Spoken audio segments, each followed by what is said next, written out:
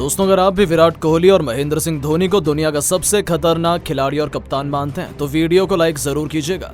दोस्तों, चिन्नास्वामी के मैदान पर चेन्नई और बेंगलोर के बीच मुकाबला देखकर पूरा क्रिकेट जगत दांतों तले उंगली दबाने पर हो गया मजबूर। बेंगलोर के बल्लेबाजों ने चेन्नई के सामने खड़ा कर दिया कभी न हासिल कर पाने वाला लक्ष्य।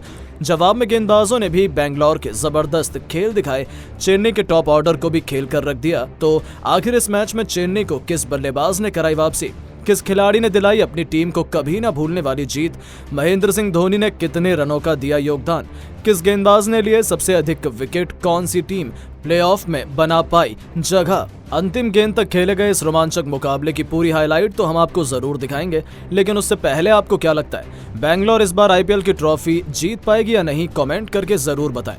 दोस्तों, आईपीएल का सबसे अधिक रोंगटे खड़े कर देने वाला मुकाबला बेंगलोर के एम चिन्नास्वामी स्टेडियम में खेला गया। ये मुकाबला चेन्नई और बेंगलोर के लिए बेहद ही महत्वपूर्ण मुकाबला है।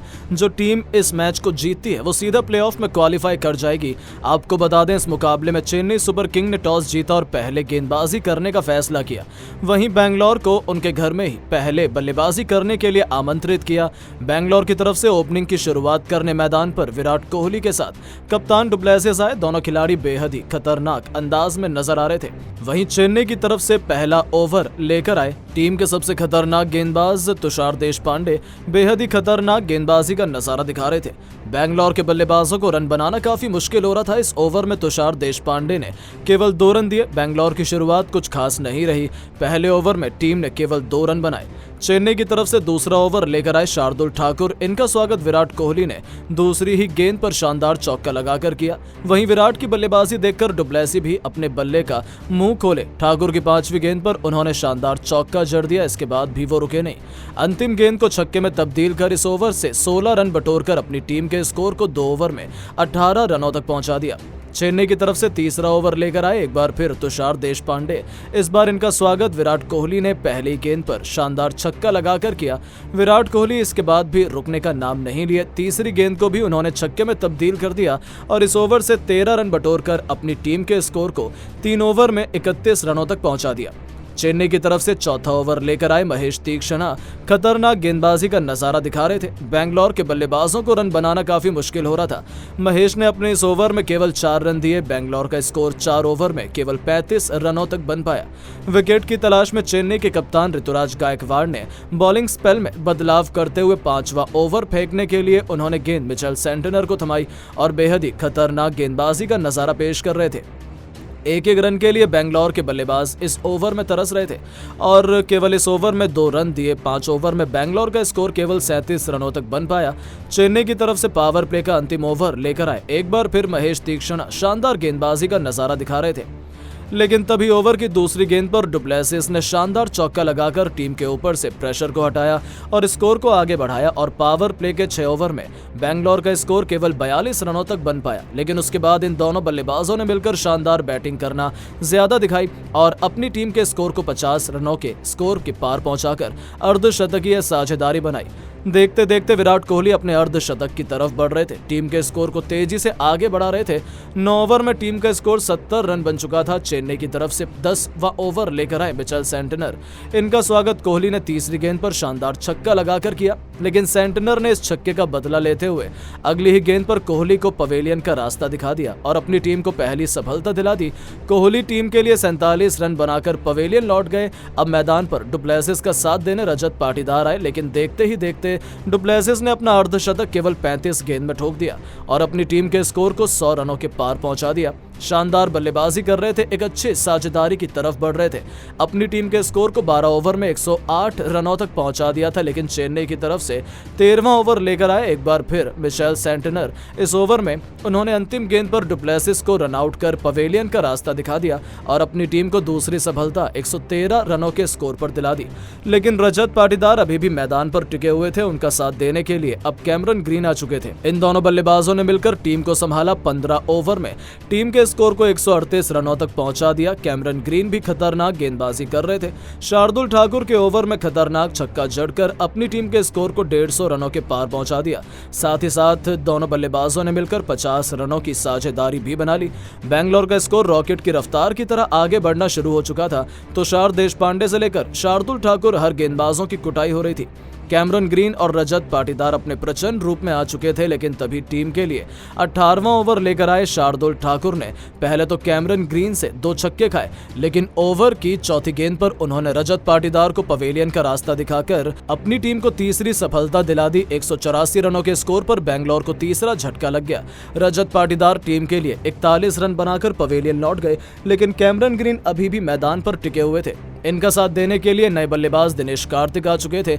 ये भी अपना प्रचंड रूप दिखाना शुरू कर दिए। देखते ही देखते अपनी टीम के स्कोर को 18.4 ओवर में ही 200 रनों के पार पहुंचा दिया, लेकिन तुषार देशपांडे की अगली ही गेंद पर कार्तिक अपना विकेट भी गवा बैठे। 201 रनों के स्कोर पर बेंगलोर का चौथा विकेट गिर गया। अब कैमरन ग्रीन का साथ देने मैदान पर मैक्सवेल आए और आते ही शानदार चौका लगाकर टीम के स्कोर को आगे बढ़ाया और अपना खाता खोला।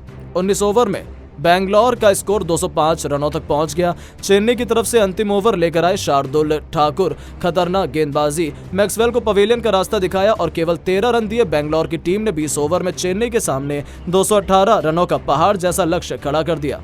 इस लक्ष्य का पीछा करने उतरी चेन्नई की टीम मैदान पर बल्लेबाजी करने के लिए ऋतुराज गायकवाड़ के साथ सचिन रविंद्र, वहीं बेंगलोर की तरफ से पहले ओवर लेकर आए मैक्सवेल और आते ही इन्होंने अपने ओवर की पहली गेंद पर ऋतुराज गायकवाड़ को पवेलियन का रास्ता दिखाकर अपनी टीम को पहली सफलता 0 के स्कोर पर दिलवा दी और चेन्नई को बहुत बड़ा झटका लग गया। गायकवाड़ बिना खाता खोले पवेलियन लौट गए। अब मैदान पर नए बल्लेबाज डेरिल मिचेल आ चुके थे और आते ही इन्होंने मैक्सवेल की दूसरी गेंद पर शानदार चौका लगाकर टीम का खाता खोला और स्कोर को आगे बढ़ाया। वहीं मैक्सवेल की अंतिम गेंद पर रविंद्र ने शानदार चौका लगाकर पहले ओवर से 12 रन बटोर लिए और टीम के स्कोर को तेजी से आगे बढ़ा दिया। वहीं बेंगलोर की तरफ से दूसरा ओवर लेकर आए मोहम्मद सिराज खतरनाक गेंदबाजी कर रहे थे। चेन्नई के बल्लेबाजों को रन बनाना काफी मुश्किल हो रहा था, लेकिन तभी चौथी गेंद पर रविंद्र ने शानदार चौका जड़कर इनका स्वागत किया और टीम के स्कोर को तेजी से आगे बढ़ाया। 2 ओवर में चेन्नई का स्कोर 19 रनों तक पहुंच गया। बेंगलोर की तरफ से तीसरा ओवर लेकर आए यश दयाल और आते ही इन्होंने अपने ओवर की दूसरी गेंद पर डेरिल मिचेल को कोहली के हाथों कैच पकड़वाकर पवेलियन का रास्ता दिखा दिया और अपनी टीम को 19 रनों के स्कोर पर दूसरी सफलता दिला दी। डेरिल मिचेल अपनी टीम के लिए केवल 6 रन बनाकर पवेलियन लौट गए। वहीं चेन्नई की कमर टूटती हुई नजर आने लगी, लेकिन सचिन रविंद्र अभी भी मैदान पर टिके हुए थे। उनका साथ देने के लिए अजिंक्य रहाणे आ चुके थे। बेंगलोर मैच में पूरी तरह से हावी होती हुई नजर आने लगी।